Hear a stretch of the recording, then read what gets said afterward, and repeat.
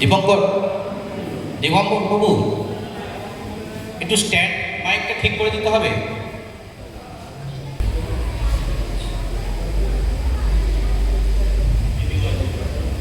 নমস্কার।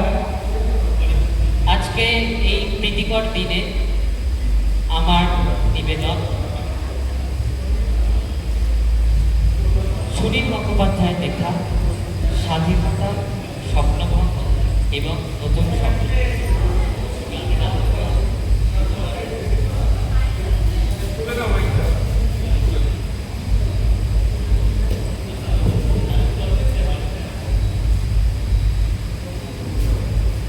বাবা বলেছিলেন 1947-এর 15ই অগস্ট ভারত স্বাধীন হল, আর আমরা আমাদের দেশ হারা। স্পষ্ট মনে পড়ে বাবার অপমানিত মুখ আর ধরা ধরা গলা। আমি তখন 13, কথাটার মর্ম ঠিক বুঝিনি। মন ছটফট করছিল বাইরের হুল্লোড়ে গলা মেলাবার জন্য। প্রভাত ফেরিতে বাজছিল বিউগল। পাশের বস্তির বাচ্চারা কি নিয়ে চেঁচামেচি করছিল কে জানে। মহাত্মা গান্ধী এই শহরেরই কোথাও খাটিয়ায় শুয়ে আছেন। কে যেন বলছিলেন তিনি খুব কাঁদছেন। আমার মা ছলছলে চোখে বলে উঠলেন, চাঁপা ফুলের গাছটা আমি নিজে হাতে লাগিয়েছি, এবছর সে গাছে ফুল ফুটবে, আমি আর দেখতে পাবো না।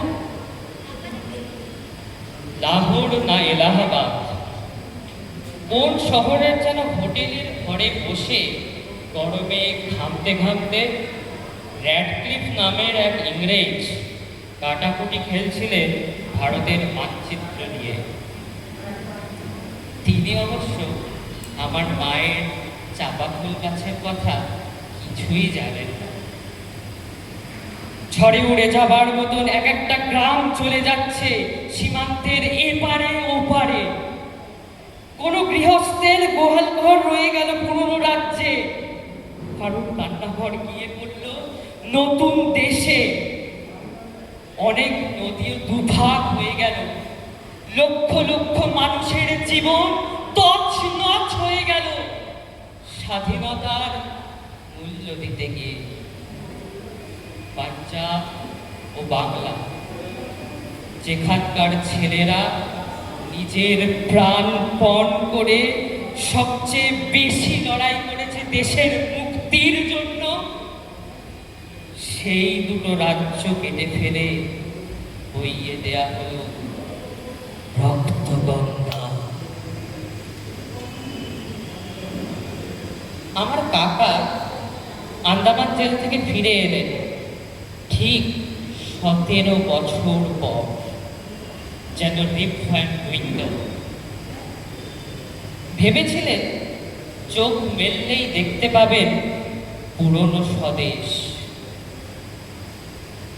সমুদ্র পেরিয়ে এসে যখন তিনি চোখ মেললেন, কি যেন এক প্রচন্ড খুশি মারল তার চোখে। তিনি দেখলেন র্যাডক্লিফের ছুরিতে দ্বিখণ্ডিত ভূমির যেখানে সেখানে ক্ষত। তিনি দেখলেন মানুষ আর মানুষ নেই, শুধুই হিন্দু কিংবা মুসলমান। ফজল চাচার ঘড়ির দোকান আগুনে পুড়ে ছাই।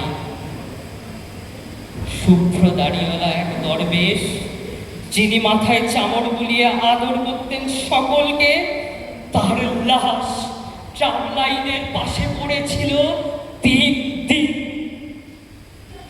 প্রেসিডেন্সি কলেজে কাকার সহপাঠিনী রেহানা সুলতানাকে ছিঁড়ে খেয়েছে কয়েকটা রাক্ষস।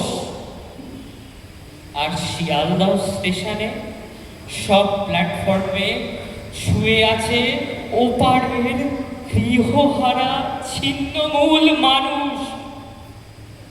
কোন কোনো জননীর এক সন্তান মারা গেছে পথে, অন্যটি খিদে কাঁদছে, হাতে ভিক্ষের পাত্র। এক পুরোহিত একেবারে নির্বাক, শ্যামলী নামের ধর্ষিতা মেয়েটির রক্তস্রাব বন্ধ হচ্ছে না কিছুতে। সেই সব পরিবারের মধ্যে দাঁড়িয়ে আন্দামান ফেরত বিপ্লবীটি প্রত্যক্ষ করল স্বাধীনতার স্বরূপ। এক বৃদ্ধ চিৎকার করে উঠলেন, গান্ধীরা মেনে নিল দেশভাগ, তার পেয়ারে জওহরলালকে কিছুতেই মানাতে পারল না। আজ যদি সুভাষ বোস থাকতেন এখানে, আজ যদি সুভাষ বোস থাকতেন এখানে, আজ যদি সুভাষ বোস থাকতেন এখানে। সেই চিৎকারের প্রতিধ্বনি যেন পৌঁছে গেল দিল্লিতে। এক মহারাষ্ট্রীয় যুবকের হাতে প্রার্থনা সভায় খুন হলেন গান্ধীজি। 17 বছর আগে আমার কাকা ছিলেন এক বলিষ্ঠ ডাকাবুকো যুবক। ধরা পড়ার আগে 1.5 বছর পড়াতো। তখনও রোজ ভালো করে খাওয়া চলত না। আন্দামান জেলের নর্থ ওয়েস্ট ফ্রন্টিয়ারের কয়েকজন গার্ড প্রায়ই তাকে মাটিতে চেপে ধরে যৌন বলাৎকার করত। অত্যাচারের ভাষা ছাড়া তারা আর কোনো ভাষাই জানে না। কাকা যখন ফিরে এলেন, তখন সেই সুপুরুষটিকে আর চেনা যায় না। যেন এক দেশপ্রেমিকের প্রেতচ্ছায়া। ওকে একদিন ভালো করে খাওয়াবার ব্যবস্থা করা হলো। একটা বড় কাঁসার থালায় সুন্দর করে সাজিয়ে দেওয়া হলো ভাত, আর কয়েকটা বাটিতে সোনামুখ ডাল, ঝিঙে পোস্ত, ভাপা ইলিশ আর গলদা চিংড়ি। মাটিতে পেতে দেওয়া হলো আসন। সেই আসনে বসে বেশ কিছুক্ষণ চুপ করে রইলেন কাকা। তার চোখ দিয়ে গড়িয়ে পড়তে লাগলো জল। একটু পরে ভাতের থালাটি ঠেলে সরিয়ে উঠে পড়লেন তিনি। আর কোনো দিন তিনি নিরামিষ ছাড়া কিচ্ছু খাননি। কয়েক মাস পরে তিনি চলে গেলেন তার জেল সঙ্গী উল্লাসকর দত্তের কাছে। ওরা দুজন মুখোমুখি চুপ করে বসে থাকতেন, যেন সব কথা ফুরিয়ে গেছে। জন্ম থেকেই স্বাধীনতা নামের শিশুটি বিকলাঙ্গ। তাকে বাঁচিয়ে রাখার চেষ্টা হয়েছে অনেক যত্নে। তার গায়ে বারবার বদলে বদলে যে জামাটি পরানো হয়েছে, তার নাম গণতন্ত্র। পাশের নতুন দেশটি কিন্তু সেই পোশাকে তোয়াক্কা করেনি। বারবার খুনোখুনি ও সামরিক শোষণে তার রক্তাক্ত ও পরিত্যক্ত হয়েছে।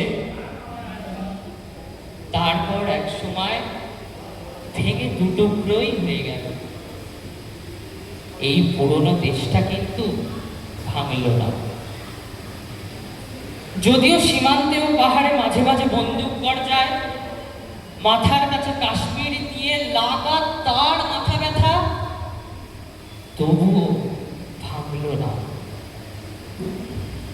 অনেক ফুটো ফাটা ও তাপ্পি মারা হলেও সেই আলখাল্লাটাও গায়ে ঠিক জড়ানো আছে। মানুষের বয়স আর দেশের বয়স তো এক নয়। 60 বছরেও এই দেশ সবেমাত্র কৈশোরে পা দিয়েছে। হাত পাগুলো ঠিকঠাক হয়েছে, কথা ফুটেছে মুখে। খেলাধুলো খুব একটা পারে না, কিন্তু গান টান গায় বেশ। এবার একদিন চাঁদের দিকে একটা রকেট ছুড়ে দেবে। মৃত্যুর আগে বাবা বারবার বলেছিলেন কাতর ভাবে, আমি বাড়ি যাব, আমাকে একবার বাড়িতে নিয়ে চল। আমরা তা বাড়ি, বাড়ি মানে জন্মস্থান, তা কবে মিলিয়ে গেছে অন্য দেশে। বাবা শেষ পর্যন্ত এই দেশকে নিজের দেশ বলে মনে করতে পারেন। আমার ছেলের কাছে এইসব গল্প কথা আর পুরনো ইতিহাসের কোনো মূল্যই নেই।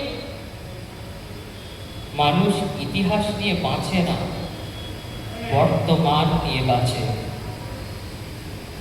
বাবা কাকারা সব মিলিয়ে গেছেন অতীতে। আমাদের মনে স্মৃতির দুঃখ বিলাস বারে বারে ফিরে আসে। আমাদের সন্তান সন্ততিরা এই পুরনো দেশটাকেই নতুনভাবে গড়তে চাইছে। মাঝে মাঝে স্বপ্ন দেখি সাহেবরা আবার ফিরে আসছে, এবারে অস্ত্র নিয়ে নয়, চাকরি চাইবে। একটি আন্তর্জাতিক এলিট স্কুল খোলা হয়েছে আমাদের রাজধানীতে। সেখানকার ছাত্র বিভিন্ন দেশের রাষ্ট্রপতি ও সেনাপতি, তাদের দেখানো হচ্ছে এবং শেখানো হচ্ছে গণতন্ত্র। বিভিন্ন ধর্মগুলোকে বাড়ির মধ্যে বন্দি করে রেখে প্রকাশ্য রাস্তায় সব মানুষই আবার মানুষ হয়েছে। নমস্কার।